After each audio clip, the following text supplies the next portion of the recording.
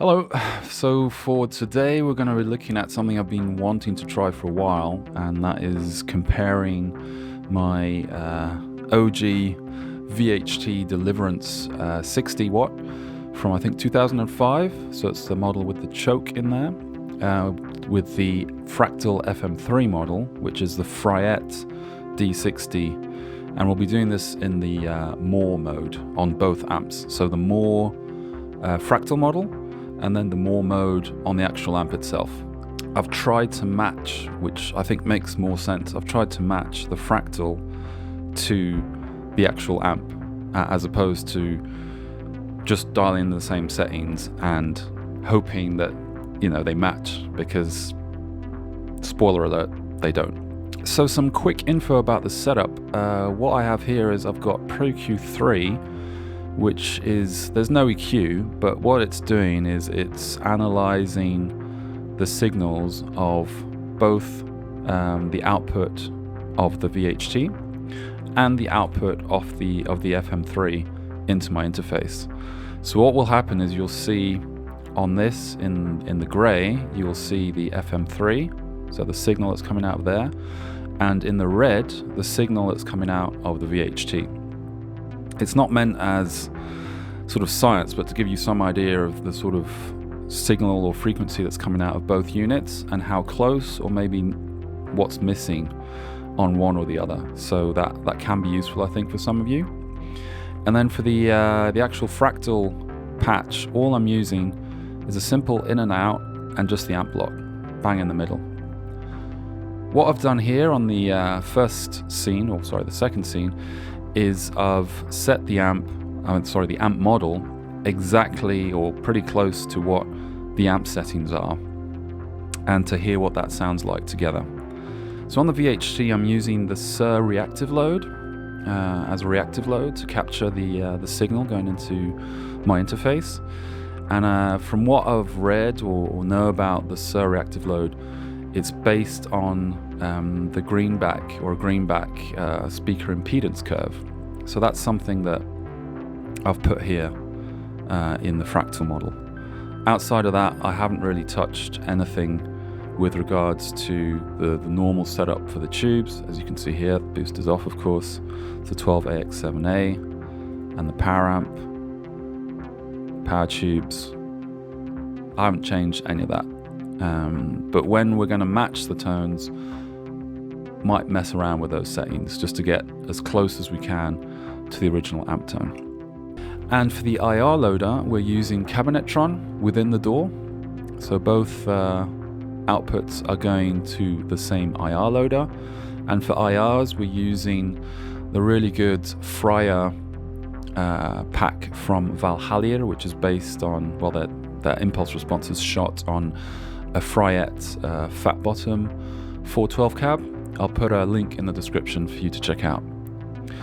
So on the floor, I've got a looper pedal set up, and that's going to a Layla split.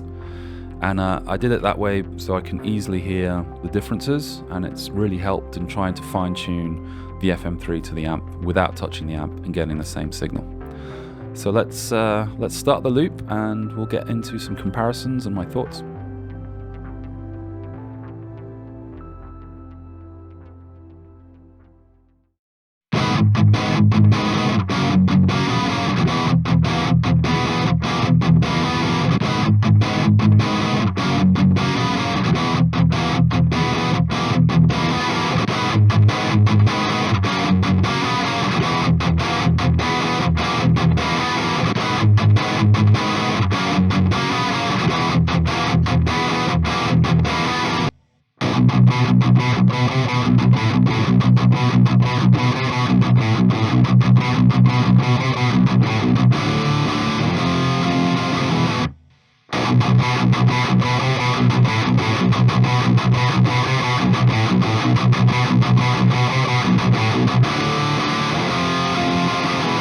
The Fractal model, I think, doesn't have the same amount of saturation as the VHT. There's something going on in the EQ as well, with I'd say the high mids and sort of the clarity, and the FM3 model doesn't have the saturation, and it's a bit I guess you'd use the term muddier, and that's with the settings all being the same, of course.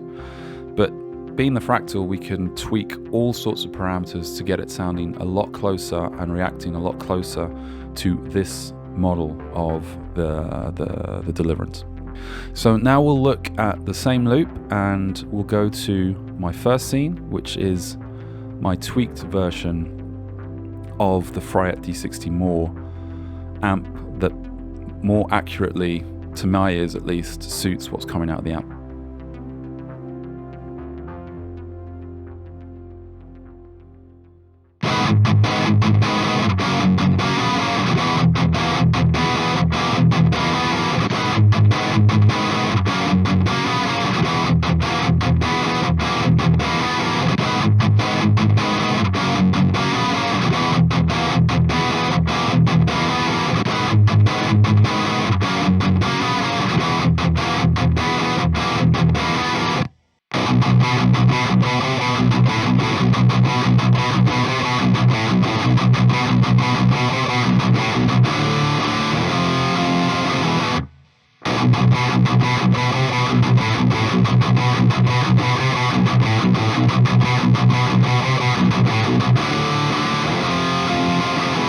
So this is the tweaked VHT or FRYETTE amp within the FM3, and I had to do a few things to get it close enough, I'll say, and the big one was actually saturation. So I've actually bumped the input trim, which means that it will up the gain going into the amp model. I've upped the gain, the first gain on the amp as well, and I've tweaked the EQ a bit to match. What I've also done is on the output EQ, I've pulled down a bit of 250, just seemed to clear up a bit of those lower mids. It seemed to match better. Over here, depth is around the same. Bass, I've pulled out a bit, and then presence and treble are kind of close to where it was before. The big difference is actually sort of in the mids and that high-end kind of clarity, and most of all, the saturation. I think I could further tweak the gain and maybe the input trim to get a bit closer to that feel, but I think when comparing the two and listening back to back, it's very close, I think, or close enough where in a mix or with, say, EQ, you won't really notice the difference. And there are other settings that we can look at changing, like with the preamp tubes and also the power amp tubes. That might change things a bit, and also within the speaker options. So we're using the same impedance curve as on the SIR reactive load, and I've added a bit of speaker compression. I think this value can be tweaked a bit more to get a different kind of response that might suit you better. I kept it at this, that seemed to work quite well. And then I stuck on these settings in the amp. I've saved this preset. I'll add a cab lock and some other stuff so that you get basically a snapshot of my VHT amp. I'm not profiled in this case, but modeled, at least as close as I could get, within the Fractal FM3, so you can use that to your liking.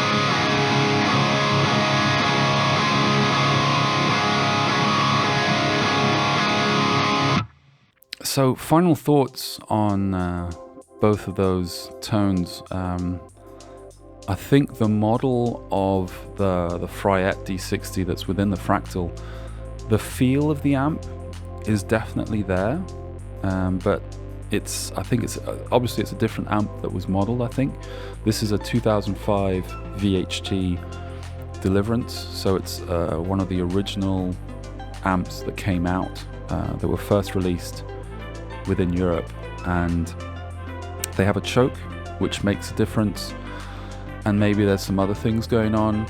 I'm not entirely sure what tubes are in there. There are maybe a few other parameters that we can further tweak to get closer, but at the end of the day, it's what you're really looking for. Do you want something that perfectly mimics the amp in how it responds and plays and sounds, or are you looking for a tone that feels the same, if that makes sense, and you get the same response that you're after?